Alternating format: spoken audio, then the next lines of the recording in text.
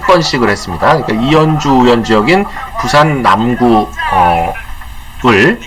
그리고 이은권, 여기는 지금 이은권 의원보다 황운하가 워낙 유명하니까 이은권 전 의원과 황운하가 붙어가지고 황운하가 당선된 지역인 대전 중구, 그리고 인천 연수을 민경욱 의원 지역, 이렇게 세 군데를 대법관은 이동원, 이흥구, 김상환 이렇게 세 대법관이 맡고 있는 사건입니다. 부가 1, 2, 3부로 나눠져 있어요. 현재 지금 대법원 부가 3개가 있는데 1, 2, 3부가 있는데 그 세 부에 하나씩 이렇게 배당이 돼 있는데, 이 세 건의 공통점은 다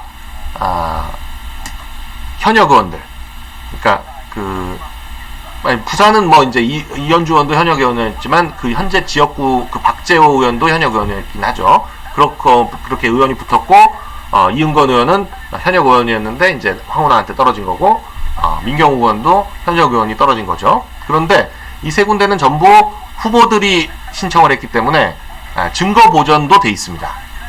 그래서 선관위에 있던 모든 그 표 자료들이 다 법원에 가 있어요. 법원에 가서 봉인이 된 지역입니다. 그렇기 때문에 뭐 선거 소송 이후에 사후에 뭐 표를 집어넣네 어쩌네 이런 논란에서 자유로울 수 있는 지역이고, 또 그리고 가장 중요한 특징이 세 후보 모두 당일 투표에서 이겼는데 사전 투표 때문에 뒤집어진 지역입니다. 그 중에 이현주 의원 지역 같은 경우에는 표 차이가 채 2,000표가 안 났어요. 한 1,000몇백 표 차이밖에 안 났습니다. 1,000몇백 표 차이로 패배했죠. 그리고 민경욱 의원 지역도 2,000몇백 표 차이고, 이은건 의원 지역도 표 차이가 그렇게 많지가 않습니다. 그렇기 때문에 이 세 지역은 사실 저희의 기대로는 당락이 뒤바뀔 수도 있다. 개표를 했을 때 당락이 뒤바뀔 수도 있는 그런 지역입니다. 지금 저희가 볼 때 이 사전투표에 관외나 관내 사전투표에 어떤 그 부정이 있었다면, 부정 개입 정도로 봤을 때, 이 어떤 그리고 숫자로 봤을 때 충분히 결과가 뒤집어질 수 있다, 이렇게 보여집니다. 왜냐하면 이현주 의원 지역 같은 경우에는 당일 투표에서 거의 5,000표를 넘게 이겼는데 사전 투표에서만 7,000표 넘게 져가지고 당락이 뒤바뀌었습니다. 근데 그 7,000표 중에 관외 사전 투표가 거의 4,000표, 5,000표 차이가 나요. 근데 관외 사전 투표가 과연 그렇게 차이 난다는 게 말이 되느냐? 관외 사전 투표는 표도 제일 적은데 제일 적은 데서 제일 많은 격차가 난다? 이게 말이 되냐 이거죠. 지금 많은 통계학자들, 통계학이라는 걸 아시는 모든 분이 그런 식의 차이가 불가능하다는 거거든요. 같은 지역구인데 며칠 먼저 투표하거나 며칠 늦게 투표했다는 차이로만으로 이렇게 많은 표본이 있는데 거기서 그렇게 차이가 벌어진다? 이건 같은 지역구에서 나온 표라고 할 수 없다. 쉽게 말하면 어느 한쪽이 조작됐다 라는 거죠. 그런데 당일 투표가 조작됐다고 볼 수는 없잖아요. 당일날 표를 찍어서 그냥 바로 개표한 건데 사전 투표가 조작됐다, 이런 게 합리적인 결론인 거죠. 그래서 어제 이현주 의원도 본인은 반신반의했는데 남편, 이과인 남편, 아마 서울 공대 나오신 분인 것 같은데, 뭐 공대생들은 수학을 워낙 많이 하다 보니까 당연히 알죠. 당연히 압니다. 이 숫자만 딱 봐도 이건 말이 안 된다, 이렇게 당연히 알죠. 그래서 그 남편이 아주 적극적으로 이건 명백한 부정이다 라고 해서 소송을 하게 된 건데, 이현주 의원 지역 한번 기대해 보실만 합니다. 기대해 보실만 하고요. 그리고 이은건 의원도 마찬가지입니다. 이은건 의원도 거기는 또 오히려 좀 더 아날로그한 그런 의문인데, 지역의 분위기가 완전히 이은건 의원의 승리였다는 거죠. 황운하? 뭐 바로 전까지만 하더라도, 투표 바로 전까지만 하더라도 울산 사건 개입해가지고 기소가 돼서 있는 현직 피의자인데, 현직 피고인인데, 기소가 된 현직 피고인이, 그리고 현직 경찰 그걸 사임을 안 한 상태에서 후보 출마가 가능하냐 안 하냐 이 문제를 가지고 맨 마지막 전날까지도 난리가 있었던 그런 후보 아닙니까? 근데 대전 사람들이 아무리 말이 안 된다고 하더라도 그런 후보자를 찍어준다?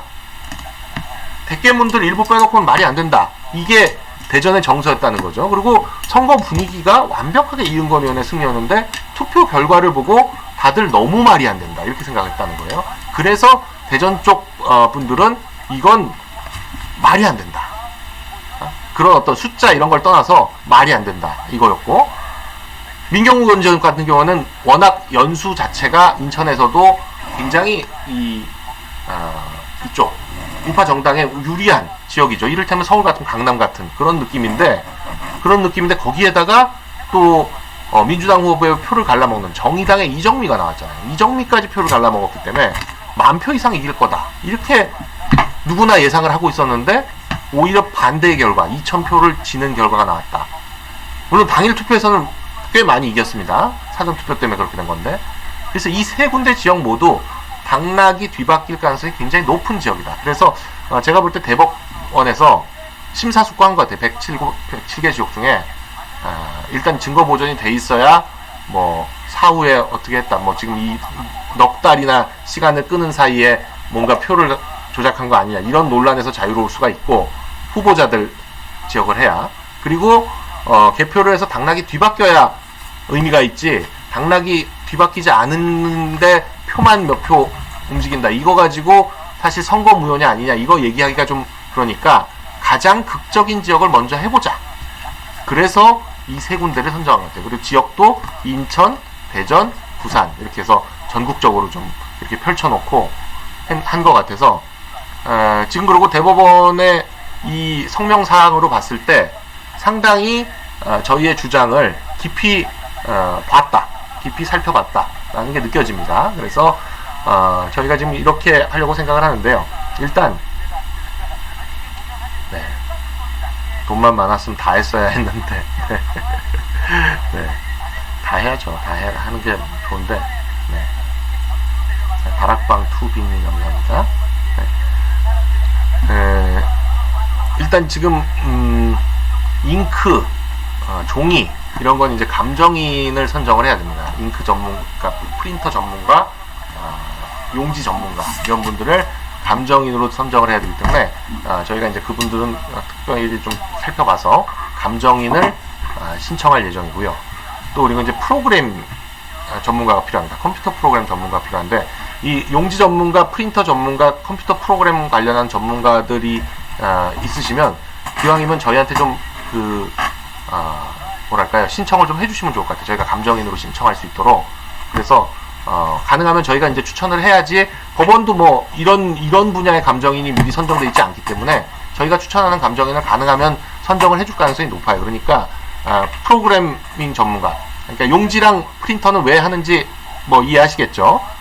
지금 이 투표 용지로 한솔 제지와 무림페이퍼 양쪽 회사 것만 썼다는데, 이 회사 외에 다른 용지가 나온다? 다른 회사가 만든 용지가 나온다? 그럼 이건 무효의 용지인 거죠. 그러니까 이런 딱 보고 한솔 제지나 무림페이퍼의 용지인지를 확인하실 수 있는 정도의 용지 전문가, 그리고 프린터가 이게 앱슨 프린터로, 사전투표는 앱슨 프린터고, 관내 사전은 솔론 프린터인데, 이 프린터들의 특징을 정확하게 알고 있는 프린터 전문가들은 딱 보면 인쇄 상태만 보더라도 그 프린터로 인쇄된 건지 아닌지를 알 수 있거든요. 그러니까 그런 프린터 전문가, 네, 그 프린터 전문가, 용지 전문가 분들이 저희에게 좀 신청을 해주시면 저희가 감정인으로 추천하겠다는 말씀이고, 또 하나 왜 컴퓨터 프로그램 전문가가 필요하냐면, 저희가 올리님 감사합니다. 올리님 감사합니다. 그 컴퓨터 프로그램 전문가는 왜 필요하냐면, 일단 이 사전 투표에는 모두 QR 코드가 인쇄되어 있습니다. 관내든 관내든 이게 그 통합 선거인명부를 보고 거기에 따라서 이제 이 QR 코드가 인쇄되는데, QR 코드가 지금 현재로는 선관위의 얘기로는 31개 번호만 이 QR 코드에 심겨져 있다. 31개 번호가 QR 코드 리더기로 봤을 때 31개 번호만 나오도록 돼 있다. 그 31개 번호는 선거명, 선관위명, 지역명, 그리고 일련 번호, 이렇게 돼 있다는 건데, 그래서 그 사전투표 전체가 일련 번호로 쭉 나열돼서 번호가 나와야 되고요. 그리고 31개 번호 외에 다른 것이 숨겨져 있지 않다는 것을 또 확인을 해야 됩니다. 그래서 저희가 지금 뭘 신청을 했냐면, 중앙선관위가 가지고 있는 이 QR코드 생성 프로그램의 소스 코드를 내놔라. 그래서 그 소스 코드를 분석해서 과연 그 번호 31개 번호만 인쇄하도록 QR 코드를 생성하도록 해놓은 건지, 아니면 소위 말하는 스테가노그래피라고 뭔가를 숨기는 그런 어떤 프로그램도 안에 숨겨져 있지 않은지, 이 소스 코드를 좀 분석을 해야 된다 이거죠. 그래서 QR 코드 생성 프로그램의 소스 코드를 분석해서 요걸 QR 코드가 정확하게 뭘 인쇄하도록 되어 있는지를 확인할 수 있는 컴퓨터 프로그램 전문가가 필요하고요.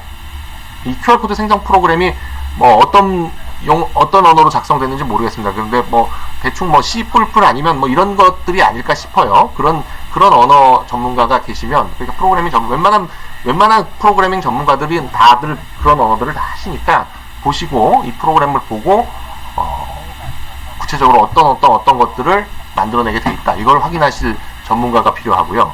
그리고 또 한 분은 뭐가 필요하냐면, 이 전자개표기를 통해서 처음에 전자개표를 한번 돌리면, 전자개표기는 표를 일단 전부 스캔합니다. 표 하나하나를 다 스캔을 해요. 그러니까 20만 표다? 그럼 20만 장의 스캔이 만들어지는 겁니다. 그게 이제 소위 말하는 이미징 파일이에요. 표에. 그건 당일 투표, 사전 투표 모두를 전부 스캔을 합니다. 그래서 그게 지금 보관이 되어 있는데, 이 이미징 파일은 개표 당일날 만들어진 거고, 만일에 개표 이후에 표를 집어넣었다? 그걸 지금 다시 이번 개표를 하면서, 재검표를 하면서 다시 한번 전자개표기로 돌릴 거예요. 그럼 또 이미징 파일이 만들어집니다. 그럼 이번에 재검표하면서 만들어지는 이미징 파일과 예전에 개표할 때 만들어졌던 이미징 파일 두 개를 비교하면 중간에 표가 새로 만들어져서 들어온 게 있는지 아닌지 여부를 확인할 수가 있습니다. 그러니까 개표 당시에 표가 그대로 있는지, 아니면 추후에 뭐 그 한 달 사이에 증거 보존하기 전까지 한 달 사이에 억지로라도 표를 만들어서 넣었든지 뭐 이런 것들 여부를 확인할 수가 있어요. 그래서 어떤 프로그래밍 전문가가 필요하냐면, 요 개표 당시의 이미징 파일과 나중에 재검표할 때 만들어지는 이미징 파일 두 개를 비교해서 서로 완벽하게 일치하는지 여부를 확인할 수 있는 프로그래밍을 할 수 있는 그런 전문가가 필요합니다. 왜냐면 이걸 눈으로 20만 장을 다 비교한다는 건 사실상 불가능합니다. 20만 장의 표를 한 표 한 표씩 다 비교해서 여기에 있는 표가 여기 없다라든지, 여기는 있는데 여기 없다라든지, 하여간 어느 쪽이라든지 두 개가 일치하지 않는 게 있으면 그 표가 무효가 되는 거니까, 그래서 이걸 사람이 비교하는 건 불가능하고, 결국 이 이미징 파일 두 개를 비교해서 그게 표가 일치하는지 아닌지 여부를 확인할 수 있는 그런 프로그래밍을 하실 수 있는 분이 필요합니다. 네. 물론 그리고 그 QR코드는 사전투표에 있었던 QR코드는 전부 QR코드 리더로 읽어서 일련 번호 같은 건 다 확인할 거예요, 당연히. 그래서 일련 번호상으로 일치하지 않는 표가 있다? 그럼 당연히 무효화시키는 거고, 그리고 수검표를 통해서, 수개표를 통해서 저희가 계속 얘기했던 여백이 이상하게 돼 있는 거, 밑으로 길거나 옆으로 밀려 있거나 하는 그런 사전투표들, 그런 것들 전부 다 무효화시킬 겁니다. 수개표를 통해서 이상한 표가 나오면. 왜냐면 정규 투표용지를 사용하지 않은 표는 무효이기 때문에 정규 투표용지라는 게 딱 규정이 있습니다. 여백도 정확하게 뭐 밑에 몇 센치, 옆에 몇 센치, 뭐 각 당별 규격 몇 센치, 이렇게 딱 정규 규격이 있는데, 그런 규격에 따르지 않은 표는 무효표이기 때문에 그렇게 해서 무효화시키면 됩니다. 그리고 뭐 붙어있는 표라든지 뭐 여러가지 저희가 그동안 제기했던 여러가지 의혹들을 전부 수검표를 통해서 확인을 할 겁니다. 그러나 그건 이제 당일날 개표하면 되는 거고, 문제는 이제 이미징 파일을 통해 가지고 한번 점검이 필요하다. 그러니까 전자개표기를 한번 돌려야 되는 이유가 뭐냐면, 전자개표를 통해서 이미징 파일을 해서 표를 만들어야 되고요. 또 그리고 전자개표기를 해서 이 QR코드를 인식해서 그 QR코드 번호를 전부 확인을 해야 되는 거죠. 이거를 QR코드 리더기를 따로 따로 해서 그걸 하나씩 한다는 거는 굉장히 비용과 돈이 많이 드는 일이고, 전자개표기 자체가 QR코드를 인식할 수가 있습니다. 그러니까 전자개표기를 한번 돌리면서 QR코드를 한번 전부 다 인식을 시켜가지고 그 QR코드 넘버링을 전부 다 하는 거죠. 그래서 표들이 실제로 그 지역에서 이른대면 이현주 의원 지역이나 이은건 의원 지역이나 민경욱 의원 지역이나 지역에서 정확하게 일련 번호에 맞춰서 표가 만들어졌는지 이런 것들을 통합선거인명부와 함께 확인을 해서 유령표나 아니면 사후에 집어넣어진 표나 이런 것들이 있는지를 확인하게 될 겁니다. 그리고 물론 수개표를 통해서 전자개표를 한번 한 다음에 다시 수개표를 통해 가지고 이상한 표도 다 점검하고 실제 표수도 전부 확인을 해야죠. 실제 표수와 지금 선관위 홈페이지에 떠 있는 그 개표 결과와 정확하게 일치하는지, 실제 표가 그 표가 아니고 뒤바뀌어 있는 건 아닌지, 아니면 없는 거에 뭐 숫자가 감안돼서 허위의 숫자가 적혀 있는 건 아닌지, 저는 세 군데 모두 뭔가 나올 거다라고 확신하고 있습니다. 지금 선관위 홈페이지에 떠 있는 인천 연수울, 부산 남을, 대전 중구 이 세 군데의 그 선거 결과는 이번 재검표를 통해서 반드시 바뀔 수밖에 없다라고 확신하고 있다. 라는 말씀을 드립니다.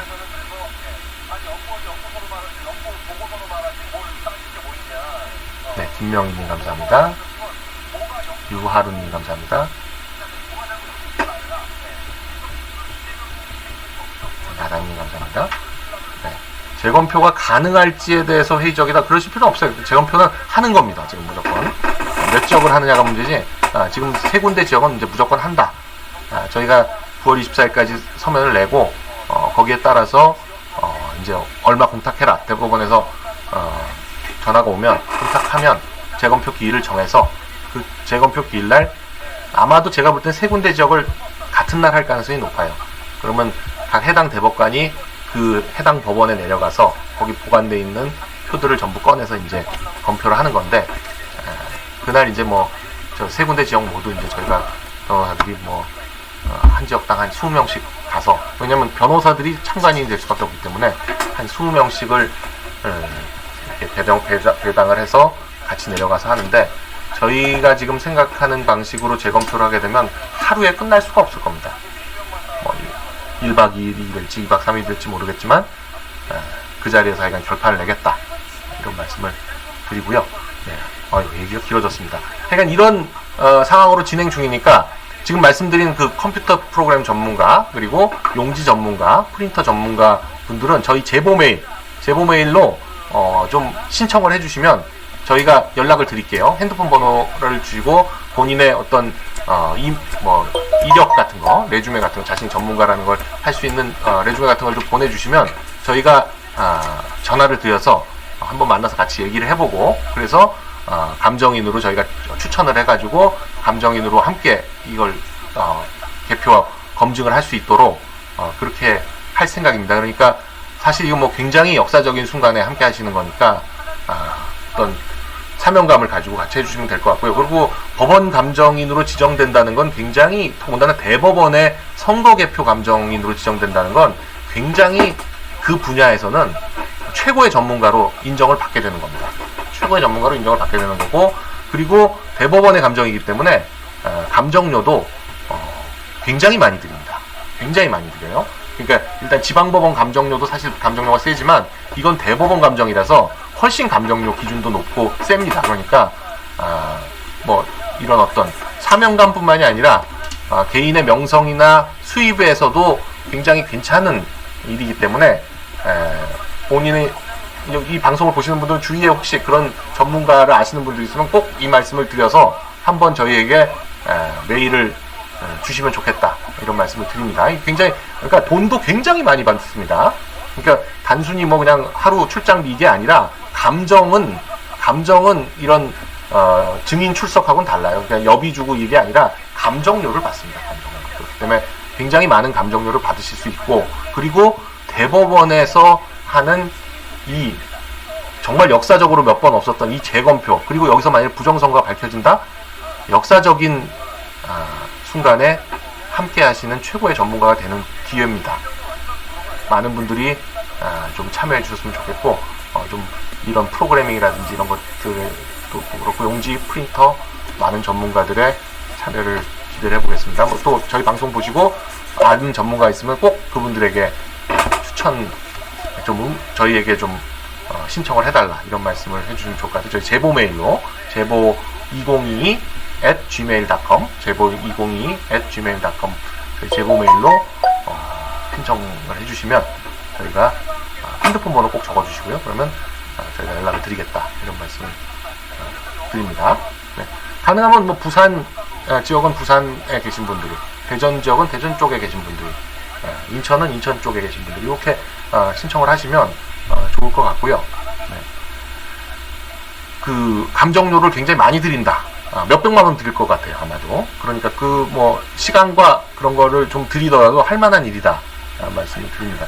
건바리님 감사합니다. 그리고 뭐 이런 사건에서의 감정은 정말 최고의 전문가다 인정받는 거죠. 네, 저희 부산에서 한 인싸뉴스 여기서 마무리하고요. 네, 또 저희 오늘 저녁은 또 서울로 올라가서 하도록 하겠습니다. 저희 이 일 계속 진행할 수 있도록 저희 투표 진실 찾기 많은 도움을 또 부탁을 올리겠습니다. 네, 오늘 인싸뉴스 여기까지 하겠습니다. 대단히 감사합니다.